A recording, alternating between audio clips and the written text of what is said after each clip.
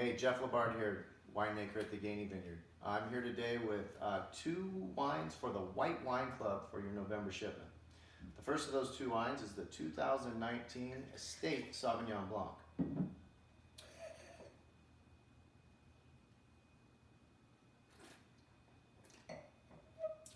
Delicious. So the 2019 Sauvignon Blanc, for those of you that are familiar with this wine, we've really continued in the same direction with the winemaking. For those of you that are not familiar, I'll go ahead and explain it.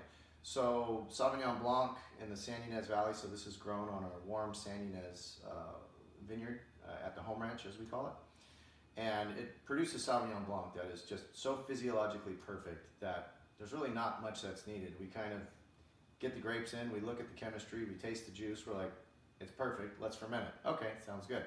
So what we've done to kind of go beyond that, right, and to make an already dynamic wine even more dynamic, is we take about 70% of this, 30% of this, and we barrel ferment it in neutral Chardonnay barrels.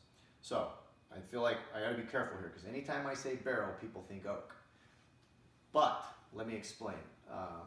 When we have a new barrel, it's absolutely oak.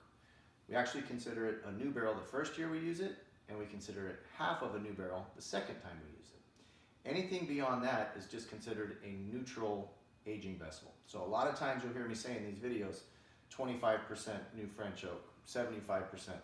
It's what I'm always referring to the number of new and 1 year barrels.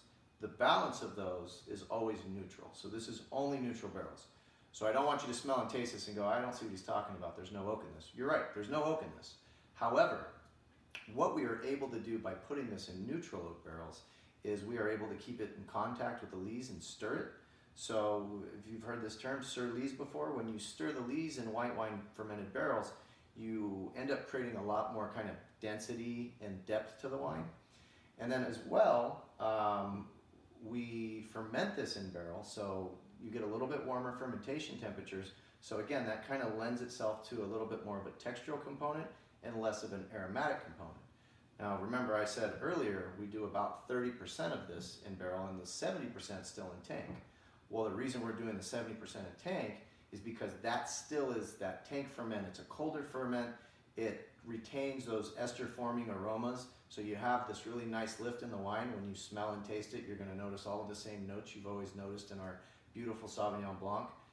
But again, with a little bit more richness and depth and texture. And so that's really the kind of culmination, if you will, or the philosophy behind making this wine. It's really even keel as far as stylistic Sauvignon Blancs go.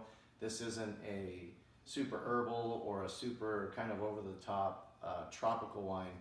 It lies somewhere right down the middle. It's a very pleasant wine. It's beautiful, great natural vibrant acidity.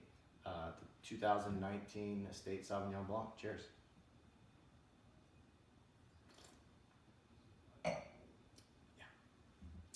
And the second wine is our 2018 limited selection Chardonnay.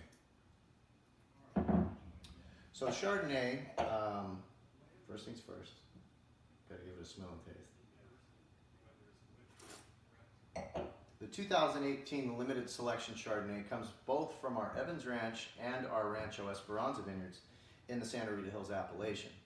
And much like with the kind of limited select Pinot Noir, we make these wines kind of as a compilation wine, if you will.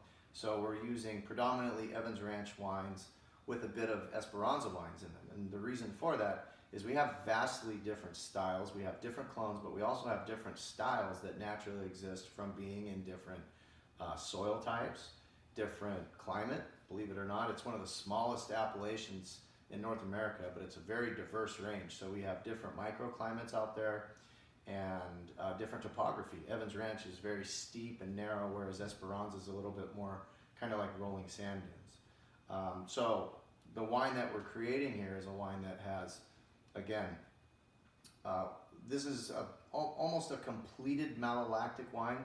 So we are converting the natural malic acids in this wine, the green apple acids, if you will, that are naturally occurring, and we're converting them to lactic acid, which is like milk or butter. So when you taste a Chardonnay, specifically our limited select Chardonnay, you'll get some richness and creaminess. But what you won't notice is that it's not kind of an over-the-top butter bomb as a lot of people describe a lot of Chardonnays from California.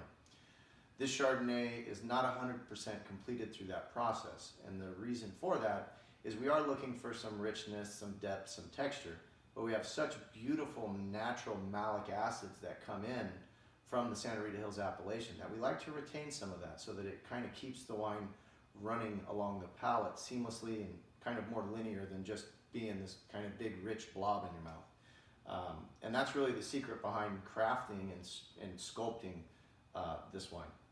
It has a bit more wood or a bit more oak in it, going back to those terms, than our estate Chardonnay does. That's about 18%.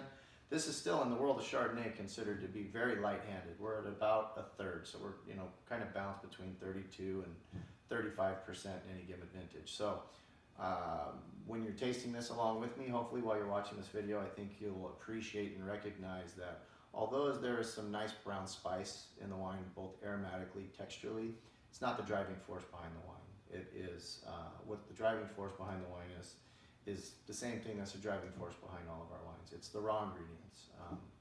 We really have tremendously great fruit that we get to work with, and we kind of let that steer the ship. So that's the 2018 limited selection Chardonnay. Cheers.